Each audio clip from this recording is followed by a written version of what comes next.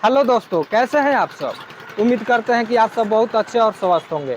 चलिए दोस्तों, अगर आप अभी तक हमारे चैनल को सब्सक्राइब नहीं किए हैं तो जल्द से जल्द हमारे चैनल को सब्सक्राइब कर ले और साथ में बेल आइकन भी दबा दे ताकि सबसे पहले नोटिफिकेशन आप तक पहुंचे। चलिए दोस्तों, अपने इस ब्लॉग में आज आप लोग को एक बहुत ही अच्छा गाना सुनाने वाले हैं। जो गाना दोस्तों आप लोग को अच्छा भी लगेगा। अगर ये दोस्तों गाना आप लोग को अच्छा लगेगा तो ज़्यादा से ज़्यादा शेयर कीजिएगा। अगर कोई भी अगर मतलब ये गाना मतलब अगर कोई सिंगर सुन रहा है या कोई राइटर सुन रहा है तो अगर ये गाना आप लोग को अच्छा लगेगा तो दोस्तों इस गाना को किसी भी स्टूडियो में आप लोग गा सकते हैं। तो चलिए दोस्तों, आप लोग को एक गाना सुना रहे हैं इंटरटेनमेंट के लिए।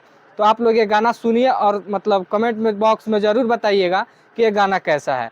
तो चलिए दोस्तों, आप इसी वीडियो में बने रहिए, हम आप लोग को गाना सुनाते हैं। गर्मी के छुट्टी भइल हो त नइखे सहबर, बेतिया से ट्रेन भी आई है बाटे खबर। गर्मी के छुट्टी भइल हो त नइखे सहबर, बेतिया से ट्रेन भी आई है बाटे खबर। एसी नाही कूलर कौनो काम आवता, एसी नाही कूलर कौनो काम आवता। यारवा जातानी, यारवा जातानी, यारवा जातानी गाँवे घर के याद आवता। यारवा जातानी गाँवे घर के याद आवता।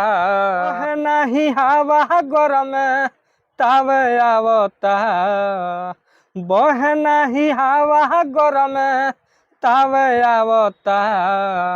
यारवा जातानी, यारवा जातानी, यारवा जातानी गाँवे घर के याद आवता। यारवा जातानी गाँवे घर के याद आवता। तो चलिए दोस्तों, जितने भी पढ़ने वाले स्टूडेंट हैं पढ़ते हैं और गर्मी का छुट्टी होता है तो गांव का बहुत याद आता है, उसी को सोचते हुए थोड़ा सा मतलब हम ये गाना लिखे हैं। अगर ये गाना आप लोग को अच्छा लगेगा तो दोस्तों ज़्यादा से ज़्यादा शेयर कीजिएगा। और जो सिंगर मतलब चाहते हैं कि इस गाना को हम गाएं वो हमसे संपर्क करके ये गाना गा सकते हैं, उनको ये गाना पूरा दे दिया जाएगा। तो धन्यवाद दोस्तों।